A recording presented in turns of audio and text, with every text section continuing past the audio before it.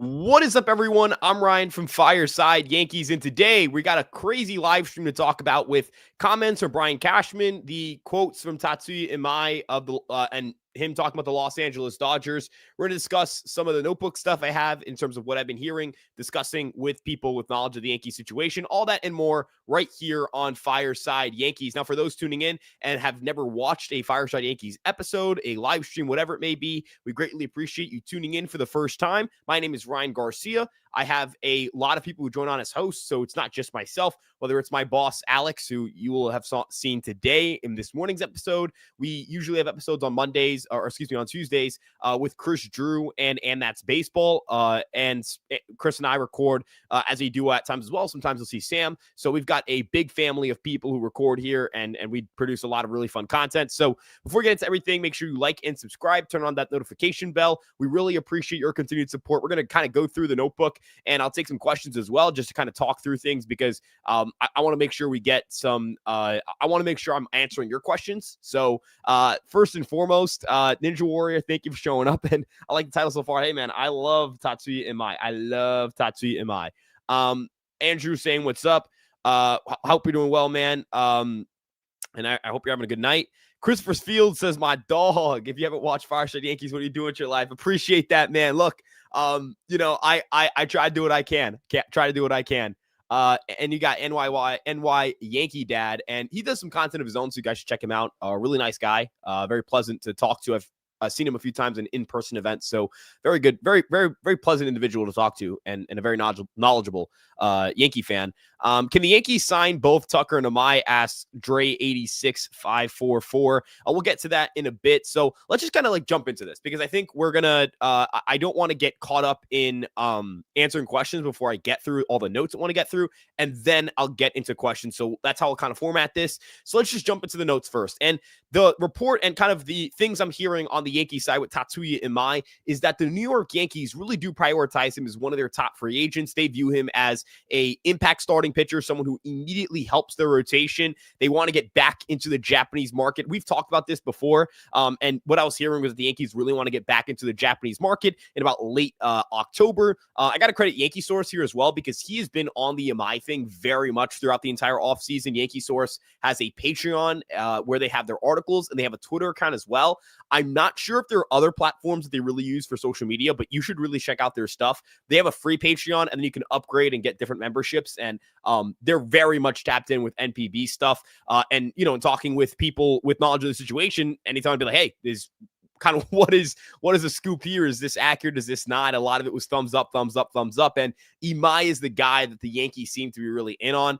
They like his repertoire. They like his profile. I don't think the Yankees are going to be shopping for like a Cease, a Valdez, those kinds of guys. I think it's for the free agent market, at least. Imai stands out because could be a lower AAV guy, younger. He's 27, turning 28 next May. No qualifying offer, all of those things. And the Yankees are pretty aggressive with paying pitchers. Rodon, Fried, Cole, all these guys have given out pretty significant pitching contracts over the last 6 years. So I would be pretty stunned if the Yankees are at least not players for this. Now, the Blue Jays could be top bidders here. Maybe we see the Phillies get involved with this, but I expect the Yankees involved. I think that Imai is going to be someone who the Yankees very much value on this market.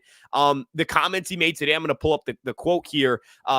Tatsuya Imai, this was him talking about the idea of joining the Los Angeles Dodgers. I want to take them down. I think beating a team like that and becoming world champions would be the most valuable thing in my life. What my understanding is that the Dodgers aren't really going to be that in, and Imai doesn't really want to be a Dodger. And I heard a little bit about not really wanting to be a Dodger early on, but with Japanese free agents, NPB guys, we're talking international stuff. So I obviously do not have an ear on the wall to the way you would with major league stuff, where you can access the player. You can access people familiar with the player. That is a little bit more difficult, and it's a lot easier to kind of get information through a team versus an international free agent. But in the case of Imai, I firmly believe he's going to be a player who is interested in the East Coast, who very much looks at East Coast teams. And my prediction is he ends up on the East Coast, whether that's with the Blue Jays, the Yankees, the Mets, those kinds of teams. But I think the Yankees will be in. I expect the Yankees to be in, and I expect that his makeup, and we're going to highlight makeup a little bit here. Imai is a hyper-competitive pitcher. That is one of his plus tools. The Yankees very much care about makeup. Where they fell in love with Max Fried, they knew he was a good pitcher. everyone knew Max Fried was a good pitcher. Where they fell in love with Fried was the makeup, where they felt like the person, not just the player, was a really good fit for New York. That's the case with a lot of the guys they bring in, whether that's their draft or free agency, competitive nature. That's how they found Cam Schlittler. A big part of Cam Schlittler's scouting report was that he was an ultra competitive pitcher. Schmidt was someone that was very high on their board back when they drafted him because of that. Warren, his makeup is considered a plus tool. Ben Rice is regarded as very intelligent and very competitive. Austin Wells, very much a great leader. That was very valid inside the organization when it wasn't even sure if he was going to catch. So makeup does matter. Imai's makeup is going to grade very well among people inside that organization. They like the person. I think that as they have these meetings, they'll learn about the person more and figure out if that's really the best fit. But they like the pitcher. They want to get back in the Japanese market. Imai makes the most sense of the free agents available, and he's the guy they've shown the most early interest in. Although, again, time will tell if the Yankees end up being the top bidders. Now let's talk some Bellinger and Kyle Tucker. Now, are the Yankees interested in Kyle Tucker? Are the Yankees interested in Cody Bellinger? They're very interested in a reunion with Bellinger, not to the degree that they're willing to overpay, is my understanding, but, they'd want Bellinger back. Bellinger being back is an easy kind of fair reunion. That's kind of where their head's at. With Tucker, they like Tucker, the player, like the production, obviously. They tried to trade for him a year ago. They're not completely closed door on Kyle Tucker, but I'm not sure what financial commitment they'd be willing to make. I don't get the impression that the Kyle Tucker market is great either. It seems like the Dodgers not really that interested in handing out big money. It seems like the Mets and the Phillies seem like more of wild cards in this, not big, heavy players. The Blue Jays feel like the most safe team to say that they're in on Tucker. But if Tucker's market is not great, I could see the Yankees definitely jumping in because the Yankees are a team that they're opportunistic. They are a team that they like getting players at their price point. If Bellinger's going to make within $8 million of Kyle Tucker, they're not going to look at Kyle Tucker and go, oh, man, that's a lot more money to pay him. They're going to look at him and say, hey, this is a player who is more impactful than Bellinger. That was their number one option before Bellinger last offseason. And that evaluation has not changed from my understanding. It depends on the price point. It depends on the price point for these two guys. Models are going to project Bellinger to be about one win worse over the next year. You want to pay about, you want to pay what that's worth. So if you're getting Kyle Tucker, let's say at $36 million and Cody Bellinger at $28 million, models would tell you, hey, go pay for Kyle Tucker, go get the extra win at an extra $8 to $9 million. It's worth the price point. But if Kyle Tucker ends up getting $45 million and Bellinger gets $27 million, models would tell you to pay Cody Bellinger, not Kyle Tucker. So I do think it comes back down the price point. I don't think the Yankees are doors closed on Tucker. I think that Bellinger makes the most sense from a financial standpoint. But Tucker, I don't think his doors closed. I don't think they view Tucker as absolutely no way, no how. They'll sit down, they'll talk with him. I know Cashman publicly said he talked to Casey Close about Tucker, but I think they'll have a sit-down meeting with Tucker, at least kind of get an understanding for what the player is going to look for in free agency, what the other offers on the table look like. They're an opportunistic team. They liked Tucker. I don't think that has changed. Brian Cashman mentioned Kyle Tucker and Cody Bellinger a lot at the Covenant House sleep out event. I expect that the Yankees have a conversation and at least inquire and stay on the periphery with Tucker at the very least. If not, maybe they end up being big players. It depends again on their market, the Tucker's market, and how the winter meetings go, all these kinds of variables. So again, very much a fluid situation. Bellinger and Tucker are, how do I put this? Bellinger and Tucker both would profile as the guy you'd expect to be like the guy who gets the most money in the Yankee free agent class. Whether even like Imai might do better than Bellinger, but that's TBD. I've never been less sure about what the Yankees will do about something like this. Like, I've never been less sure about who the Yankees' top paid free agent will be going into an offseason, this late into an offseason where we're almost at the winter meetings. It's not because I don't think the Yankees will get either. It's just because I think the Bellinger reunion makes sense. Don't get me wrong. But I think a lot of the Bellinger reunion, it makes sense. Like, I think that is some of the linking here. That early in the offseason it was, well, yeah, they're going to bring back Bellinger. It makes sense. That's what they would do, right? That's what they're going to do then. Versus like actual credible, like this is exactly what the Yankees are thinking. Early on, it didn't feel like anyone thought Bellinger would come back. I certainly didn't think Grisham would come back. And he was back because internally the Yankees actually really liked him. The Yankees actually really did believe in Trent Grisham. And maybe that's them airing that out now and saying, oh, nope, no, this is Cope. We actually fully like Trent Grisham, and airing that out to people both off record and on record. But I don't know. Personally, a lot of models agree with the fact that Grisham was the third best free agent on the market. So my understanding is that like the Yankee offseason, at least in the outfield, is very much fluid. They may have a lot of contingency plans. They may not have like one outlined, like with someone like a Juan Soto. I don't think they had like a, oh yeah, this is number one. And then when this is done, we go to number two. I think a lot of it is based on, it's based on some moving pieces. So we'll see with that. Let's move on to the other thing that has to do with the outfield that I, was talking about a lot on social media when it came out, and that was at the Covenant House Sleepout event, because Brian Cashman told me when I asked him about why did you want to bring back Trent Grisham? Why did you believe he was worth $22 million? He mentioned that he believed the team had 2 outfield vacancies. Now, it's very easy to kind of look at that and go, okay, well, maybe he just meant, hey, we had 2 outfielders hit free agency. Like, that is what I'm referring to here. But then he further talked about the outfield later that night and said, the current left field room is a battle between Jason Dominguez and Spencer Jones. He went, Judge is my starter, Grisham's my starter, and then I have an open battle between a guy who played 123 MLB games last year, has nearly 162 games of MLB experience, and a guy who's never played in the big leagues. Definitely a weird way to talk about your former number one prospect who was your top international free agent signing in 2019. It's been your number one prospect essentially for like 4 or 5 years, at least your number one or your number two. Very interesting and weird for that to be how you talk about him. I get the sense that Jason Dominguez not being named a starter is a reflection of how they view him internally. We have talked here, and I've talked on social media, and I've reported and written on Empire Sports Media. Like, Jason Dominguez doesn't feel like a guy the Yankees internally are in love with. It's not that they're going to push him out the door and think he stinks, but I just don't get the sense that the Yankees are in love with Jason Dominguez. They don't treat him like a player who they want to build around. They treat him like a player who is expendable, a player they're willing to trade to upgrade, and understand that in this free agent market, yeah, there's a lot of good outfield options, and that's going to fuel their ability or their decision-making in regard to Jason Dominguez. And this is not them saying, oh yeah, Jason Dominguez stinks. I don't think anyone in that organization thinks he stinks. When they talk about, hey, his offensive ceiling, he could be a very good offensive player, that is legit. When I spoke to coaches when he was a prospect as recently as 2024 about Jason Dominguez and their evaluation of Jason, a lot of coaches inside that organization off record had some really good things to say. A lot of coaches in that organization felt very comfortable speaking freely about players, and they were not like, this was not a praise of Jason Dominguez that they told me in the hopes that I would reveal that to the media or reveal that publicly, the specific words and quotes, whatever it may be. That was told as an honest evaluation. So the Yankees, it's not like they have no believers in Dominguez down there.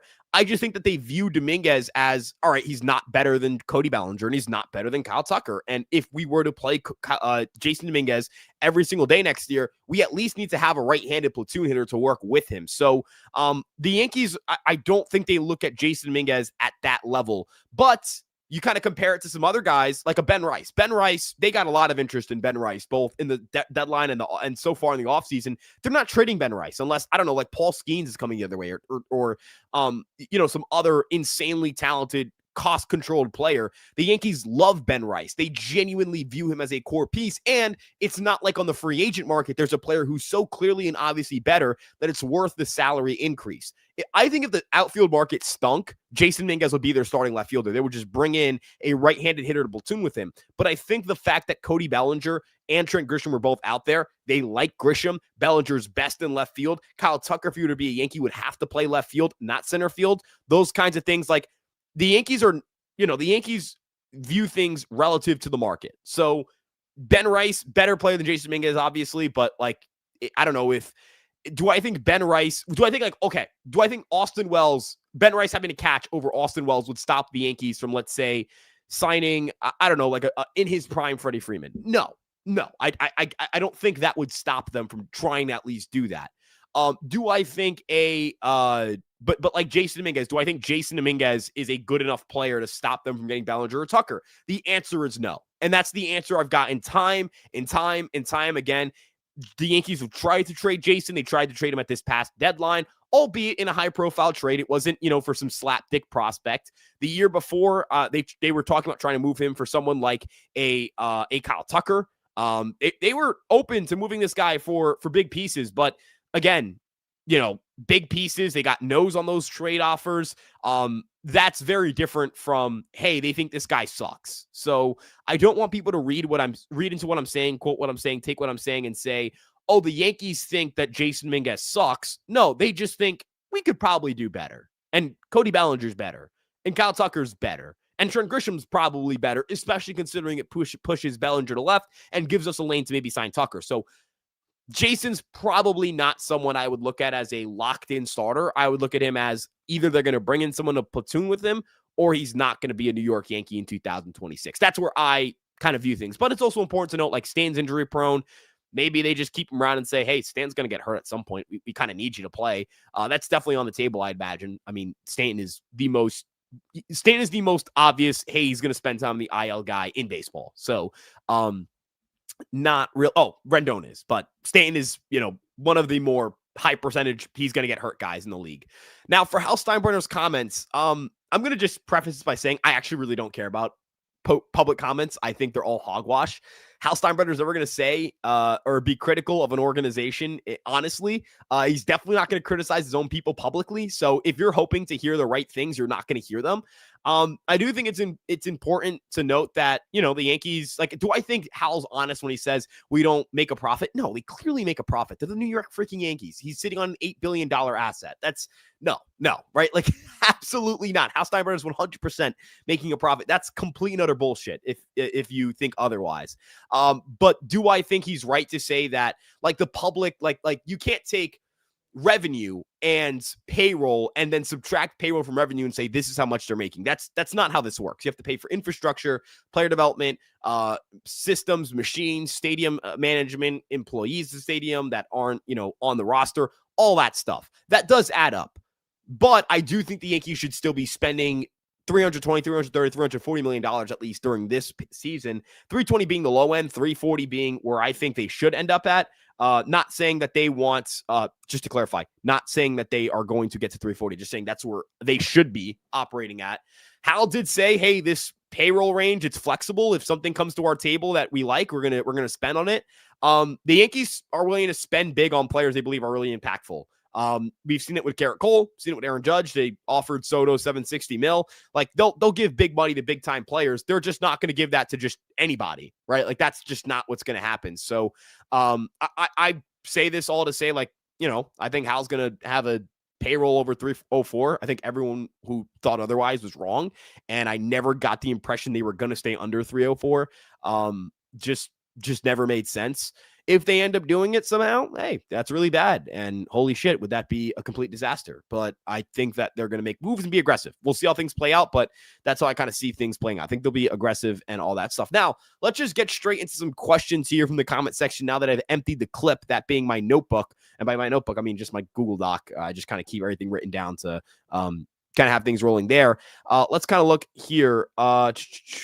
Oh, did I see the pitcher that we signed today? 2 years of a 9 ERA guy. What's up with that? Yeah, Yerry Rodriguez. The Yankees are trying to sign every player named Yerry ever.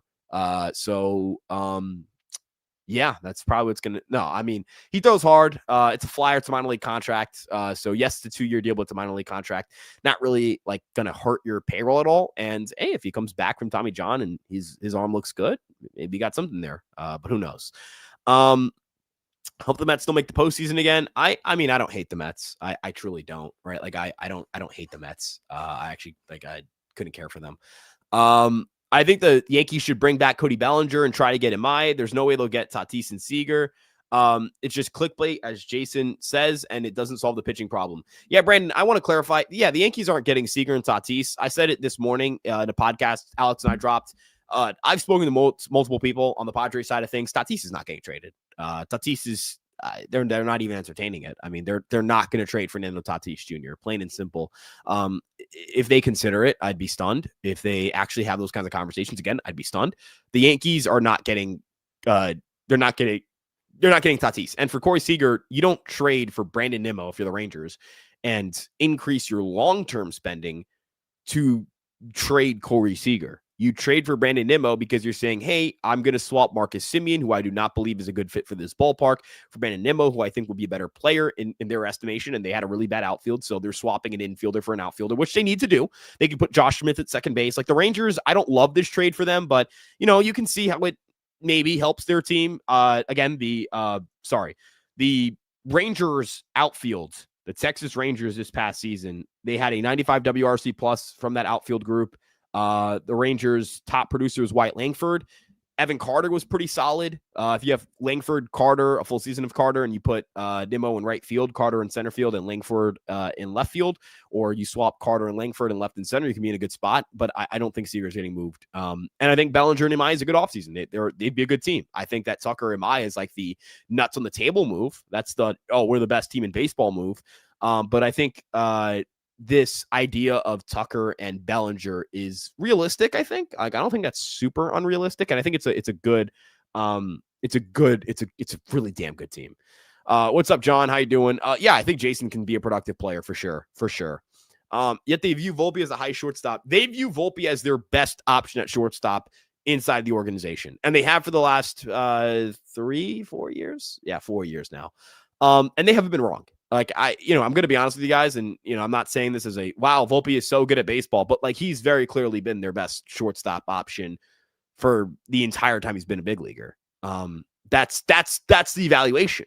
That is what the evaluation means. It's not Volpe is a great player. It's in comparison to everybody else. Like, yes, he's leaps and bounds better than Oswald Peraza. Jose Caballero had a really fun stretch with the Yankees, but he's not a better baseball player. It's definitely not a better shortstop than Volpe. He's not. I don't think he is. And that is it's just a different conversation. Trent Grisham was a better player than Jason Dominguez in 2025. The Yankees thought that Verdugo was better than Jason in 24. Probably right on that then, even though I really disagreed with it at the time. Probably right on it at that time in 2024 in that specific moment. 2023, Jason started until he got hurt. So the Yankees have not I don't think the Yankees have treated Jason Dominguez unfairly. I just think that they haven't had good shortstops, and it's been really hard to find really good shortstops. And the mistake they made was probably not signing Seager. That's like very independent of like the Volpe evaluation. You can't sign Seager after finding out that Volpe's not a good big leaguer or like not a great big leaguer or whatever he is at this point in his career. So, kind of unfair to say that like they view him as a high shortstop. They just view him as better than Oswald Peraza, which is very obviously clearly the right that's the right evaluation. Anywho, Ryan, no way they trade Ben Rice. Yeah, they're not trading Ben Rice. They're not trading him. Dylan, who runs Fireside Knicks, which you guys should follow. What's your confidence level that Judge will be re-signed? I'll give it like a 5% that Judge comes back. 5%. Yeah, 5%. Yeah. I know they won't cause Brett Gardner. It won't because Brett Gardner wants nothing to do with him. But it'd be cool to bring him back in spring training to help Jason learn left field. Yeah, I mean it'd be cool. But again, he's enjoying his time with his family. Brett Gardner, good dude, university. I was saying this early last off season. Knew this would happen. People called me crazy, but Jason's getting traded. Yeah, I think he can get traded. Ben Rice is the product of hitting next to Aaron Judge. Is not a good first baseman. Ben Rice is not a product of hitting next to Aaron Judge. Ben Rice, like I'm gonna have let's play this game. Let's play this game. Ben Rice is a player who is not just relying on that. Like this is a guy who had really good batted ball data this past year. You want to look at his numbers, hitting 6th this year. He had a 1,000 OPS. Hitting 7th this year. He had a 111 WRC plus. Hitting 8th, 151 WRC plus. Hitting 9th. He did it 11 times, 3 WRC plus. Point is, firmly above average hitter, hitting nowhere near Aaron Judge. Hitting 5th, 215 WRC plus. Like legitimately a otherworldly hitter, not hitting one lineup spot next to Aaron Judge. So on that take, not a good defensive first baseman, but I think he can work on it. Jason's hitting 182 in DR with poor defense. He's gone. I don't think the DR stats have much to do with it. It's been a few games and it's a developmental thing. He's working on shit. He's not, going down there going dude, I got to win every freaking game and I got to ball out. It's like, let's work on some stuff mechanically. Let's get some stuff better. I think they should trade Jason for pitching. 3 starters will be out till June, and you have question marks about the back end of it. Yeah, I could see that happening. Like swapping Jason to a team that needs outfield help for pitching. Teams need outfield help this offseason, and there's not a lot of teams that can afford either Bellinger or Tucker. Quote unquote can't afford. Just more so won't spend. Fans forget Aaron Judge had his own hitting coach. He would have ended up like Adam Dunn. Steve, come on. All right. Like, what are we doing? If, I mean, I hate the phrase if. I hate the if this would have gone to shit. Yeah, if Aaron Judge, I don't know, if Aaron Judge didn't meet that guy, maybe it isn't Aaron Judge, but he is Aaron Judge. Like, if you want to say, if a guy, if this guy didn't get hurt, his stuff wouldn't have fallen off. Like, yeah, that's a logical explanation of what occurred. Or if a guy's performed closer to his expected numbers, he'd be better. And, there's reason to believe that his expected numbers were way better than his normal numbers by a mark that's not sustainable. Sure, whatever. But like, if he didn't see his hitting coach, he'd be bad and done. Like, okay, dude. Yeah, sure. Yeah, whatever. Well, yeah, sure. I'm sorry. I can't buy into that stuff. Hector Cruz, J-Dom and Spencer are not competing for left field. They're competing to replace Grisham in center. And I will sign one of the aforementioned free agents. Well, again, I'm just saying that's what Cashman said, that his current outfield is those 2 guys competing for left field. I would absolutely trade Dominguez and Jones to bring in relatively younger stars, Tucker and Bellinger. Yeah, I would love to bring in Tucker. And I'd be okay bringing back Bellinger depending on the price. Do you think Grish is moved in June if we sign some big fish this cycle? So I want to clarify, the Yankees do not have to wait till June to trade Grisham. They just have to get consent from Grisham before trading him until June 15th. So a little bit of difference there. They can trade Trent Grisham. They just can't do it without his consent. So yeah, that's the current situation. Can we trade Trent? I don't know if they're going to. I don't think I can answer that like accurately. I can answer that with like guesses, not sources. Senga Seager is really good when healthy. He's not Stanton injury prone, but close. Yeah, he's not hurt. He's not healthy a lot. That kind of hurts his stock. But like the Yankees are not getting Corey Seager. What about Kodai Senga trade? I just think he's damaged goods. I'm kind of good on him. I think. How do you feel about the Mets trade with Texas? I liked it for the Mets more than Texas. I think that the Mets traded a guy who's a declining athlete and doesn't really fit what they need, and they could go get a top outfielder in a outfield market that's really weird. We talked about this with Tucker and Bellinger. Like there feels like there's like maybe 2 serious teams in the Tucker Bellinger thing before the Mets traded Nimmo, and that were the Dodgers and the Blue Jays and the Yankees. Everyone else felt kind of like unserious in that race. The Mets know that there's maybe a lack of suitors and they're going to take advantage. They might take advantage. Maybe they end up going for like a lesser name, but still kind of like going into that market, knowing that you've got more money than a lot of other teams is pretty helpful. They've got a good farm system. They can trade out of those guys. Simeon makes them better defensively. He's a very good defensive second baseman.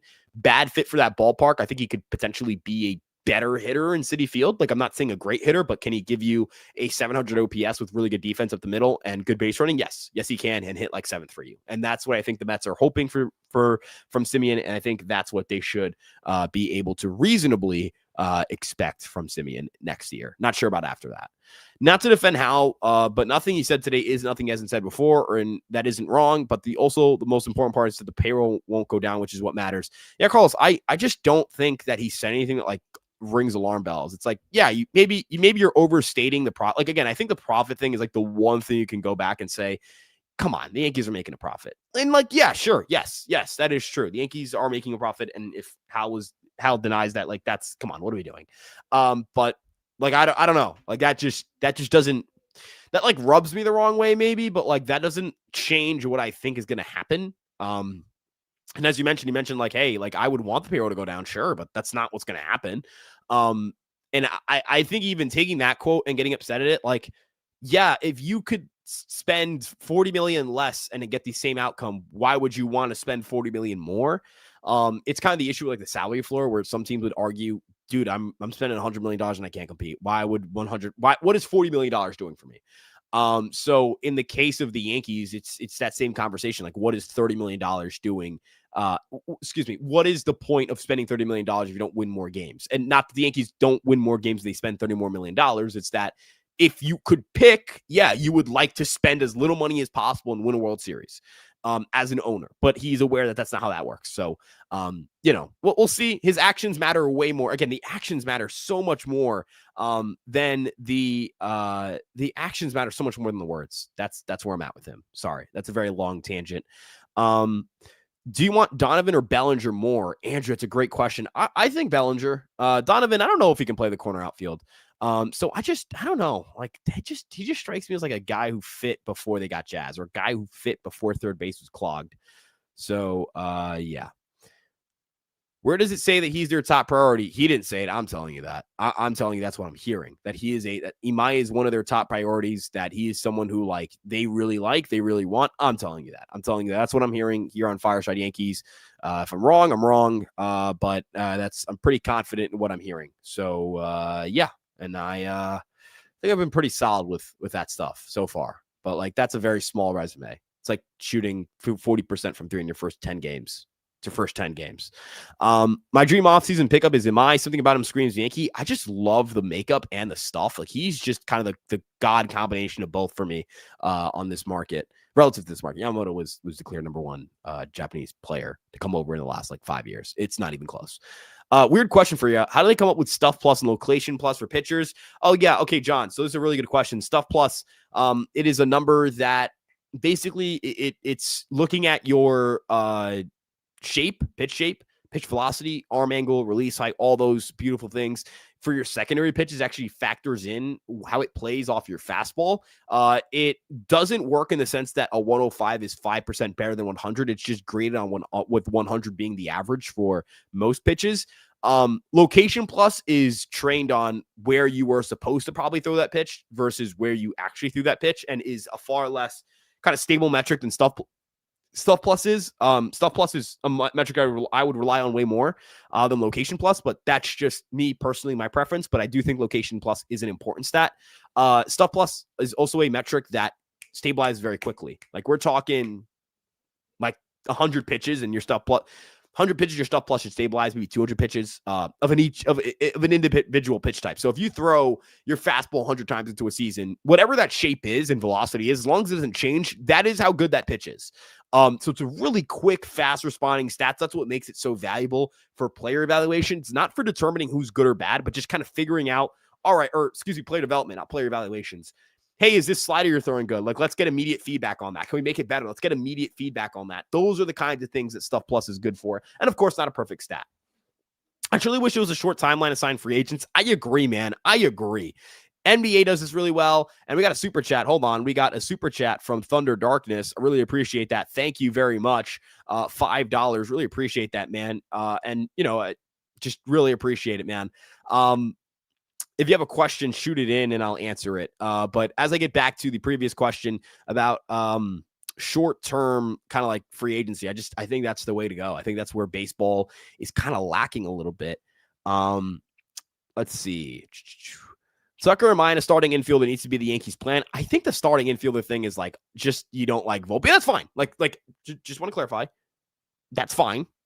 I'm just saying they're not viewing it that way. I don't think they're bringing in a starting infielder. That's my guess. Again, I guess I have to dig into that more, but I don't think they're bringing in a starting infielder. But I do think outfielder, starting pitcher, that's the priorities.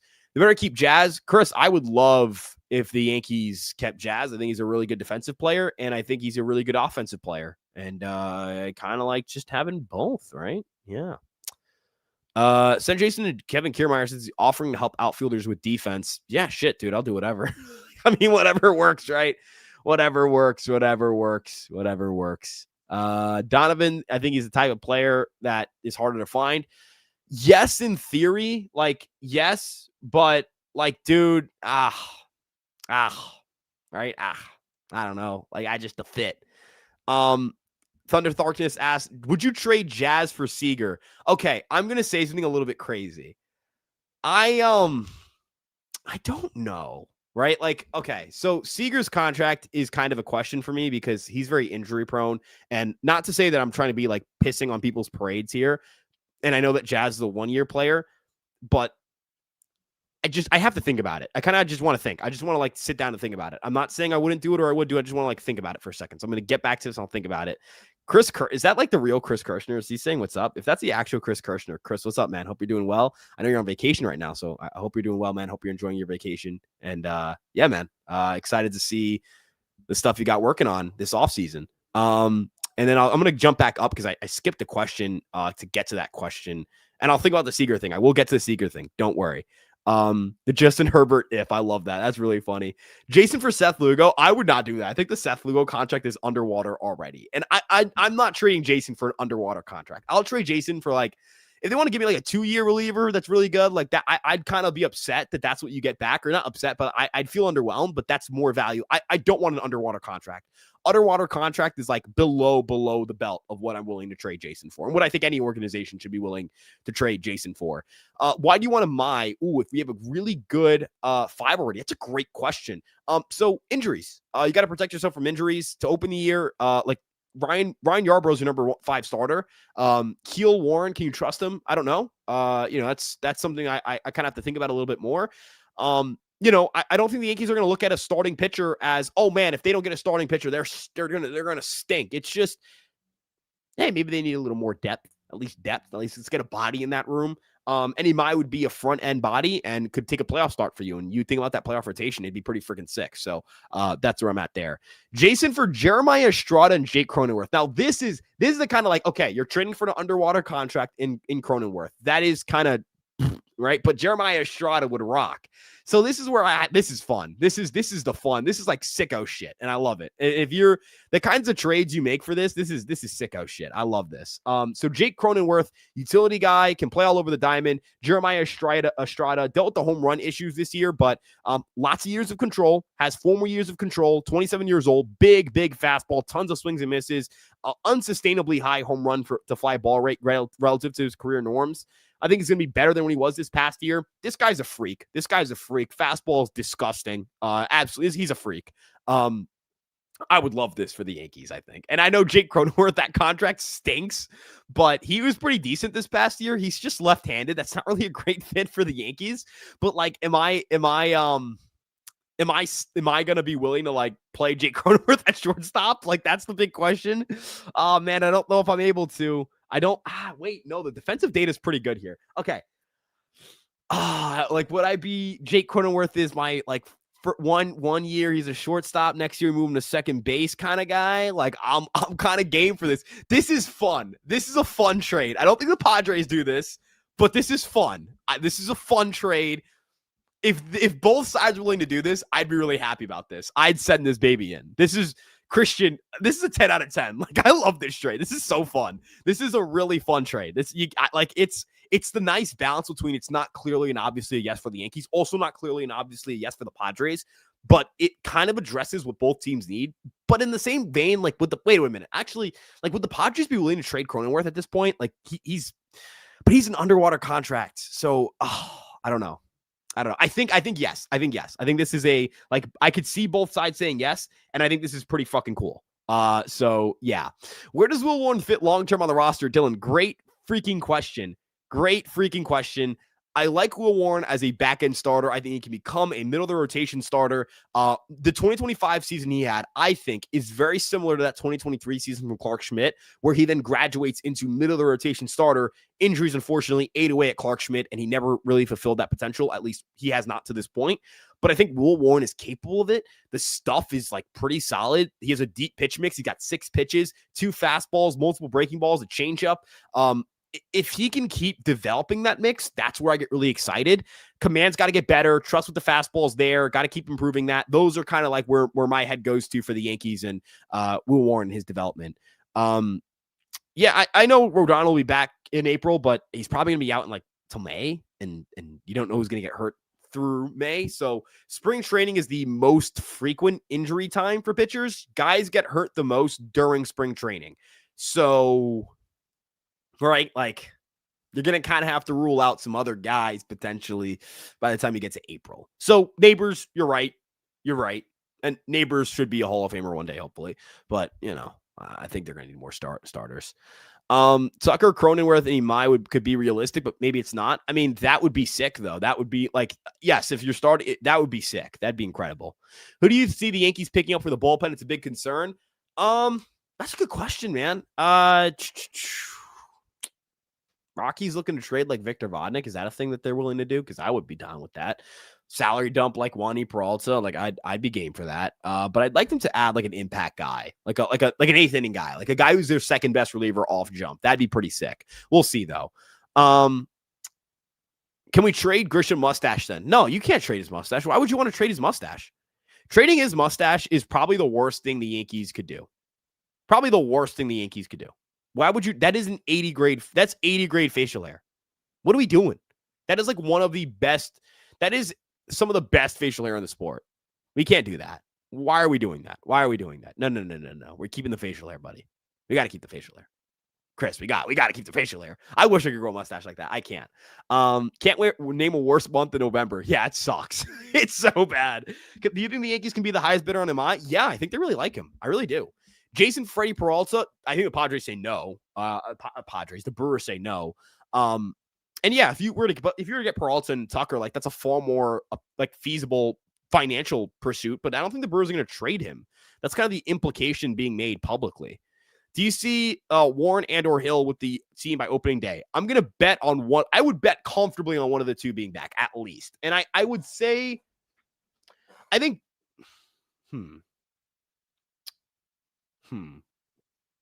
I think that one of these guys could get traded, but it won't be both. There's no shot it's both. It could be one.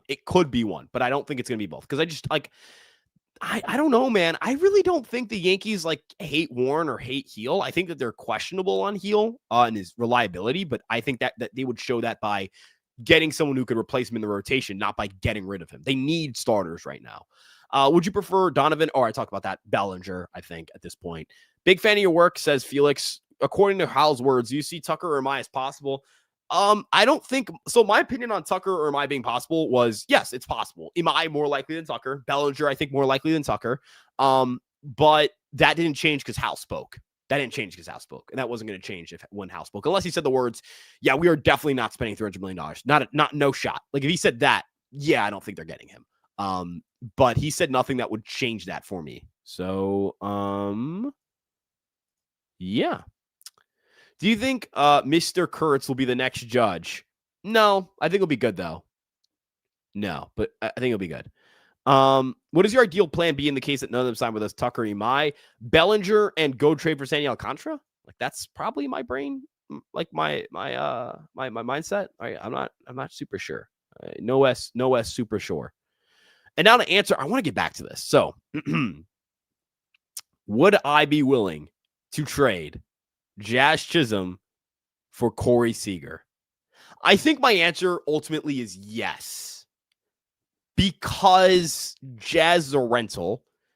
You're upgrading over Jazz on a per game basis, potentially on the season basis. Both of them are question marks to play 130 games next year.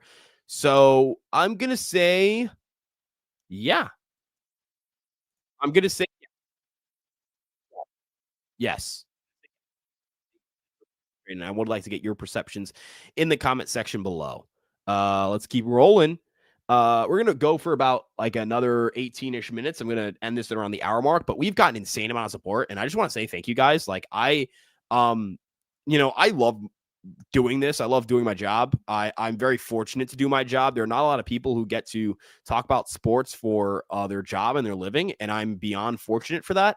And I just want to thank all of you guys who are watching right now because it just means the world. And I'm trying to, I try to keep it even killed, but it's pretty insane. It's insane. I mean, it's so many people are watching. It's pretty awesome. What do you think is the next cool pitch for next season? I think it stays the changeup in the splitter. But I think the thing that becomes more in vogue, that has kind of already become in vogue, is mix it up.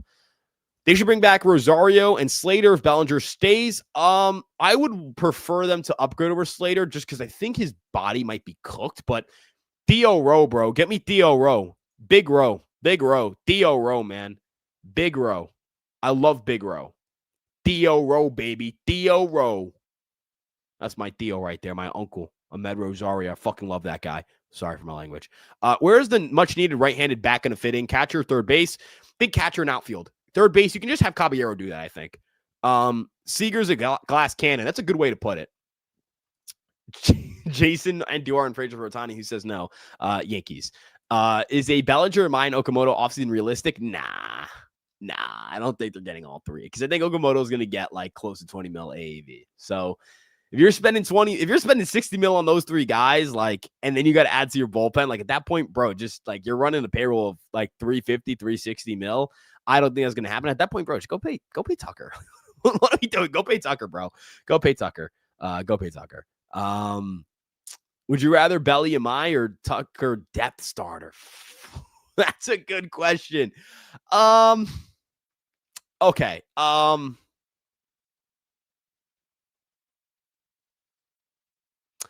I'd say Bellinger and Imai would project for more WAR. Yeah, that's what I'm going to say. What would your ideal plan be? Oh, we talked about this. Bouncing in a seat. Yeah, dude. I'm a hopper. I'm a hopping kind of guy. Good questions today, chat. Yeah, you guys are rolling. Like, I'm kind of like, these are really good questions. Have you ever been to Cooperstown? Yes, I played in the Cooperstown tournament, and my older brother did as well. And I watched him play for a little bit. I stunk in that Cooperstown tournament offensively, then stopped wearing my glasses and started to hit. And then I couldn't catch a fly ball. So I was a mediocre baseball player for most of my life. Pretty good in younger Little League years, but not very good after the fact. Scared of Imai as a J. Yeah, that's a definite real fear. You know, the Blue Jays, I expect them to show a good amount of interest, right? I expect them to go a good amount of interest, show a good amount of interest. No, he's not better than Yamamoto. No. Yamamoto's clearly better, but I think Imai is way better than I think Imai is not way better, but I think he's better than Imanaga, and I think he's better than Senga.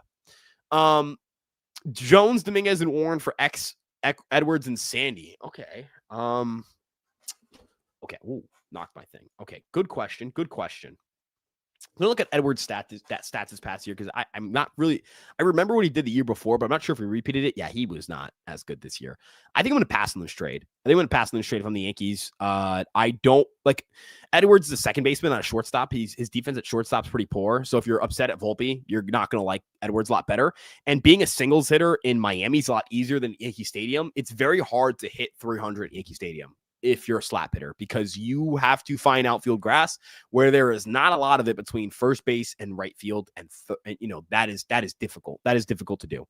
Can we get you to grow out the Trent Grisham mustache? I can't. I just can't. I really can't, Dylan. I really wish I could. I would. I don't think my girlfriend would like it much either, but I think she'd have to just kind of accept it if I could grow that. I'm going to be honest. Imai, Tatis, Belly, Seager, Marte, superstar bullpen, choose one. Tatis. Tatis is the best player on that group. Like, come on, if I can pick one. It's not happening, but that's the player I would pick. We'll spend what's necessary. I agree.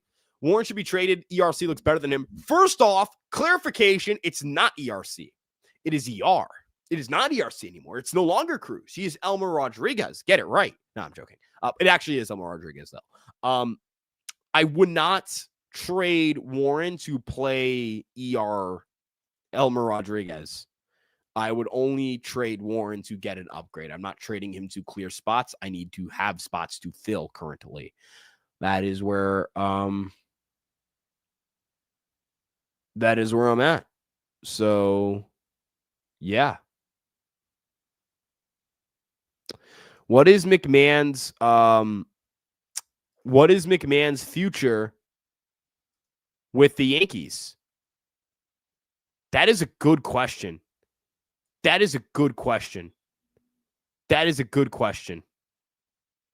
Huh. I think he stays. Like, I just think he stays. I just do. Like, you can't convince me he's going to go. It just makes too much sense for him to stay. Right? It just does. Very hard to find teams who are going to pay that money for him. Very hard to find those teams who are going to do the job. Like, who's gonna take the money to sign to pay for McMahon? And for the Yankees, like, you're gonna trade him, eat some of that money, and then go get a third baseman? Like, I don't know. I don't think that's gonna happen. Bellinger's getting $35-40 million from the Mets. Okay, cool. They can take him. They can have him. Yeah, they get $35-40 million.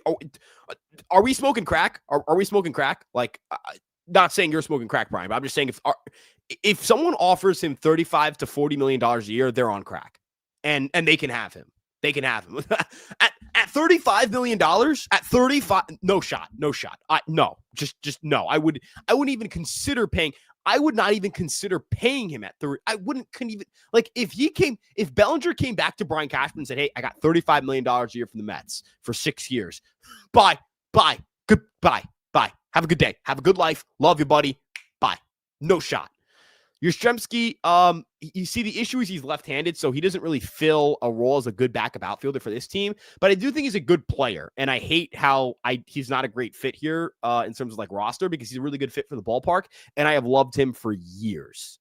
Years and years. Let's start ERC in the bullpen next year and move into the starter. I think they're going to start him as a starter in the AAA level just to build his inning count up, so, Yeah. Imai will be going to the Giants. Yeah, that's fair. I think the Giants are real players in that. What Hal said is pretty damning. I disagree. I don't think he said anything damning. The only damning thing he could have possibly said is, yeah, just because I want a lower payroll doesn't mean I'm going to lower payroll. Yeah. Yeah, I don't know, whatever. I'm not going to judge him, but there is an aura drop here. McMahon's a Pokemon evolution of Jeff McNeil.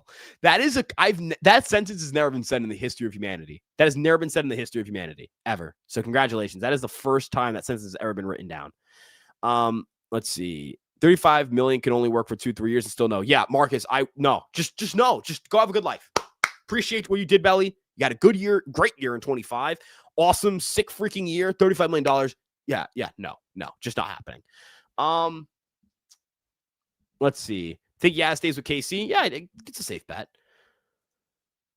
Ooh, okay. If you were to sign Imai when Cole and Rodon comes back, what happens to Heel and Warren? Okay, so my first guess is someone's hurt. That's my first guess. That's very pessimistic, but that's my first guess.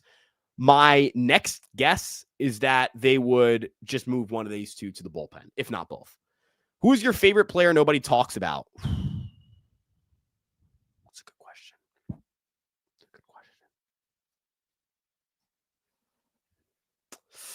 Let's think. This is a good question. Justin Sterner, Athletics. Good reliever, underrated. Like him. I like him. He's a good pitcher. I like him. Justin Sterner. Yep. Dominguez and Jones both get traded if we get Tucker or Belly, probably, but what would it be for? I think you could keep one of them. You could reasonably keep one of them because Jones could be in AAA. Dominguez could just be your fourth outfielder while Stanton probably predictably gets hurt, and then you need to play Dominguez every single day for an extended period of time. Now, the question of who would it be for, that's a great question. I don't know. Maybe pitching, relief pitching. I don't know. Any thoughts on Cody Ponce, KBO Deben? He's a stud. Someone's gonna get a steal on him. He's gonna get stolen by somebody. The Guardians should be all over him. I think the Guardians are the team that's like makes all the sense in the world for them to have him. That's kind of where I'm at with that. So yeah, Cody Ponce, good fastball, good secondaries, good pitcher. Oh yeah, no, for sure. Cohen needs a left fielder. Like the Mets need to get a left fielder. But I personally not a fan of, like, I would just $35 million. Yeah, fuck no. Like, no, absolutely not. A's entire team may be overrated and not talked about, underrated and not talked about. Good point, Drew. Good point. Entire team you can make the argument for. How many players on the Yankees right now are on the 26-man opening day roster? Ooh, good question. Okay, so I'm going to go through the 26-man roster, and I'll tell you my guesses, and I'll list off each player. Grisham, Judge, Rice, Stanton, Jazz, McMahon, Wells, Waldo, and wait, okay, let me recount. Trent, Judge, Rice, Stanton, Chisholm, McMahon, Caballero, Wells, Cabrera are 9 guys I think are going to be on the 26-man roster starting the year. In the rotation, Fried, Schlittler, Heel, Warren are going to be there. I think Yarbrough will be on the 26-man because he's got a guaranteed contract. So that's we got 5 plus 9. That is 14. Bednar, Doval, Cruz, Hill, Bird, and Hedrick, I think we'll all make it. So I think that gives us, I think the Yankees are going to add 5 more players to the 26-man roster, or 6, depending on if you want to remove Brent Hedrick. So 5 to 6 players, I think. Boom. Yankees need a leadoff hitter. I think Grisham can do that, and Rice can do that, I think, as well. But I would like Tucker because Tucker could do that better than anybody the Yankees could think of having up there. So, yeah. Favorite baseball movie of all time. Ooh. 42 is a very good movie. 42 is probably one of my favorite movies ever. Major League is up there as well. Yeah, I mean, Moneyball, like, I like Moneyball. It's an entertaining movie, but, like, I've watched it so many times, I kind of lost the appeal for it. And, like, the book is different, and, like, the story behind it, like, there's a lot left out, and that just leads me, like, I just like Major League more. I like 42 more. Those are just two of my top movies. I'm sure I'm forgetting one. And also Major League 1, and maybe Major League 2's up there, but definitely, and I mean definitely not Major League. The minor league one, no, those suck. And for 42, it's just a classic, right? It's a classic. Chadwick is incredible at his job. So, R.I.P. him. He was awesome. I know everyone remembers him in Black Panther, but 42, just an unbelievable performance. Okay. I have a hot take. It's not that I think the Sandlot's overrated. I don't think you need to love the Sandlot. I think you can just like it. Is that a hot take? Same thing with Field of Dreams. Like, I like Field of Dreams. It's a good movie, but like, you asked me for my favorites. I gave you my two. Like, that's 1.1 and 1.2 potentially on the board, but probably 1.1, 1.2. Yeah. Didn't mention Bad News Bears. Yeah, just not my speed. Just not my speed. More of a Major League and 42 guy. What about Mr. 3000? Okay, Mr. 3000 is a fun movie. It's just not my thing. It's just like, it's a good movie, but it's not better. Like, I can't explain that I just don't like it as much as I like the other two. I just like 42, and I like Major League a lot more. Yeah. Yeah, and it does clear the sequel. I fully agree. The first movie was the best one. 2 is pretty good, but it's not, like, I wouldn't put 2 above Field of Dreams. I wouldn't put 2 above Mr. 3000. I would put 2 above Sandlot. But I would put comfortably, I'll say this too, comfortably Major League and 42 are my two favorites. That is that's like my top 2 in a rotation. And that's not being discussed. Do you think Imai has the potential to be an ace someday? His slider is unique enough. It's a unique enough slider where it's possible. I just don't think it's going to happen. I think he'll end up being a number 2 to high end number 3, high end number 2. That's like the range, I think. And I get it. Again, guys, Sandlot, man, League of Their Own. That is a good movie. League of Their Own is a very good movie. That is a tough miss on my end. League of Their Own is a good movie. This is a good joke. This is a good joke. Sandlot 2 is a 2026 Rockies documentary. That's a good joke. But I do think League of Their Own is a very good movie. Again, I think I'd still put 42 and Major League above it, but League of Their Own is a very good movie. It is a very good movie. I would put it above Sandlot. I'd put it above Mr. 3000. I would debate putting it above Field of Dreams. Field of Dreams is really good. That is a good debate for me internally. Like, I kind of grade those movies similarly. I'm not a big like cinephile. Is that what you call it? Like a movie guy? That's not really my thing. Like, I'm not a huge movie guy, but I do like, I like some movies. I like some sports movies, I like some baseball movies, and those are some really good ones. But again, 42 has instant replay value. I could watch 42 over and over and over and over and over and over and over again. I could watch a movie such as Major League over and over and over and over and over again. Moneyball again was up there at some point, but it just, I don't know, just as I got older, just stopped being as good of a movie to me. While the others have aged beautifully for me, they have not lost a little bit of luster since I've gotten older. That was a good question here, and I forgot where it was. Oh, yeah, Little Big League 61. Yeah, just solid movies to me, nothing crazy. Did you watch Alex versus A-Rod? I have not. I have to watch it, and I'm kind of a loser when it comes to watching things on time. I usually don't, and I'm not the nicest. I'm not the best. Not nice, excuse me. I'm not the best when it comes to keeping up to date with that. I have to watch Sugar. I've not watched Sugar. I would have to watch that. So yeah. What's the biggest name traded this offseason? I'm not sure.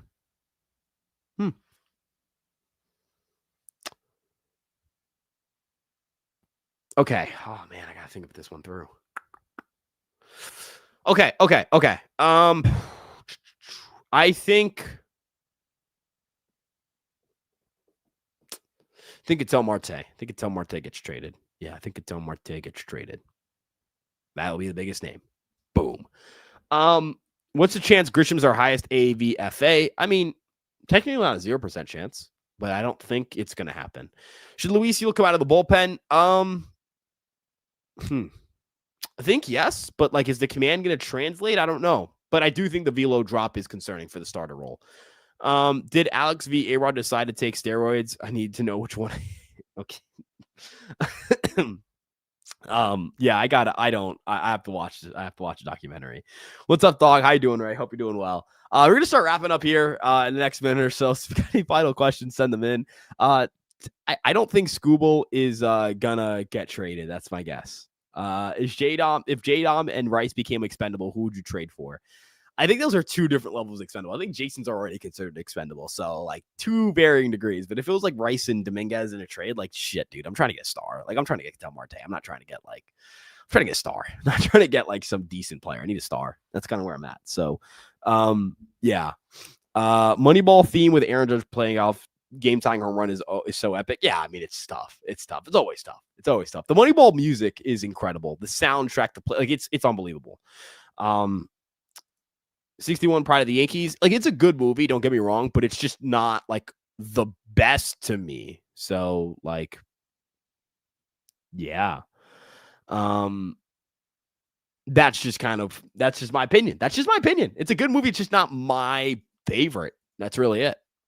It's not a statement against it. It's just how I feel. Who are the 2025 Jays? The surprise team in the AL for next year is what I'm assuming you're saying.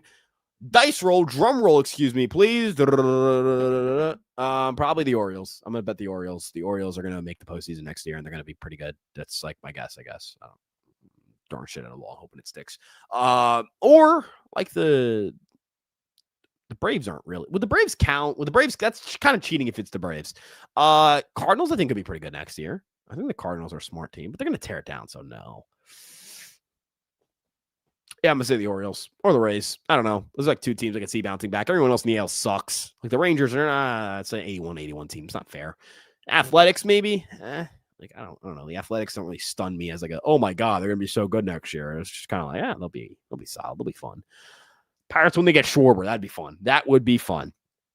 There's not metrics or stats that suggest Volpe be a good player in 2026. I mean, if he's a good defender, he's probably like a decent player. He was a good player in 24. He's like a 3.5 WAR player.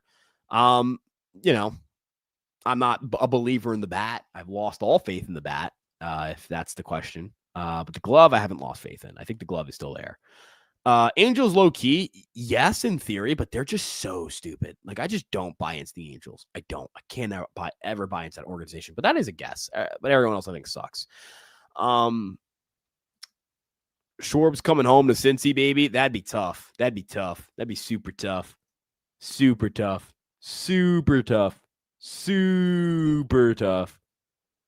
But yeah, I can never trust that organization. Yeah. I'm going to start wrapping things up here, though. This baseball's so beat up. Thank you guys so much for tuning in here on Fireside Yankees. If you like this kind of video, make sure you like and subscribe. We're going to keep doing live streams at least once a week, if not multiple times a week. So, yeah. Super random free agent the Yankees sign. They will be signing. They're bringing... The Yankees are signing Max Kranick. There we go. That's my guess. Tatsuya, that'd be funny. NL Miami. Yeah, that's it probably for me. Anywho, thank you guys so much for tuning in. We'll see you guys in the next one. Have a great rest of your day. Enjoy your night. Enjoy your Thanksgiving week. If we don't talk until then, I should have a video out, but probably not going live. Enjoy your Thanksgiving weekend. Have a great rest of your week. Let's go Yanks, baby. Peace out, everybody.